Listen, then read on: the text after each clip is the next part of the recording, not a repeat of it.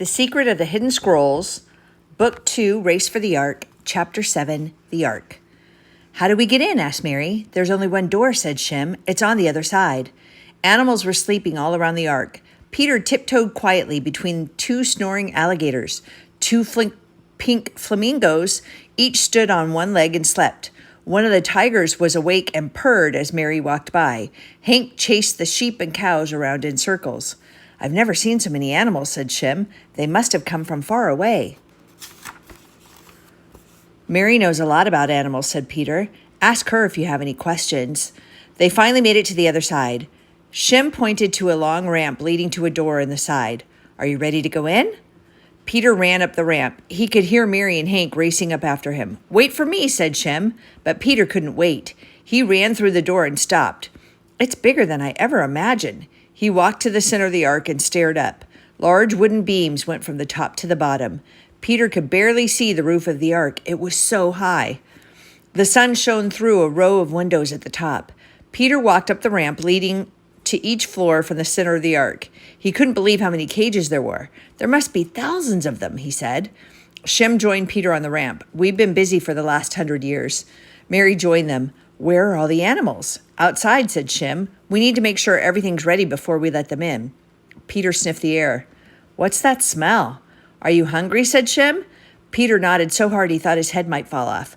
"We haven't eaten in 2 days," Mary said. "Woof!" barked Hank. "Why didn't you tell me?" asked Shem. "We have lots of food. Follow me."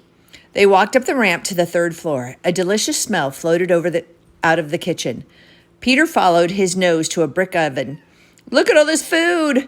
Peter looked at shelves filled with fruits, vegetables, corn, berries, breads, and potatoes. Lots of potatoes. Behind the shelves were piles of wheat and sacks of flour and grain.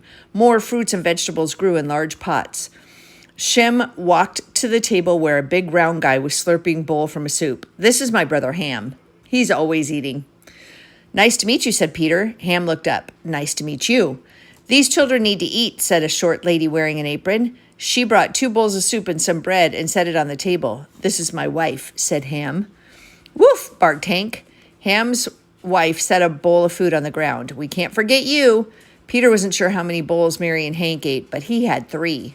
"Where's Japheth?" asked Shem. Ham took another bite of bread. "Probably working. He's always working." Shem looked at Peter, Mary, and Hank. Shem took Peter, Mary, and Hank down to the 2nd floor. Clank, clank. Japheth was hammering a hinge onto the door of the cage. "Finished." He swung it shut. "This should be the last one." Peter looked around the shop. "You sure do have a lot of nice tools." He picked up a hammer and a saw. "Thanks," said Japheth. "I have built many cages over the years." "Shem, Ham, Japheth," a woman's voice echoed through the ark. "Where are you?" A lady walked in and said, "There you are." "This is our mom," said Shem. "You don't look 600 years old," said Peter. Shem's mom smiled at Peter. "Well, thank you very much." "They came with the animals," said Shem. "We've come to help," said Mary. "We can use it." Shem's mom turned to her sons. "Your dad wants to have a family meeting. He said God has given him a very important message." They walked all the way up the ramp to the very top deck. Peter squeezed through a small opening on the top of the deck. He could hear Mary grunting behind him. A tall man with a long white beard and a blue robe stood by the far edge. "Welcome," he said. "My name is Noah." Peter nodded, but he couldn't say a word. He might not have read the Bible as much as Mary, but he knew who Noah was.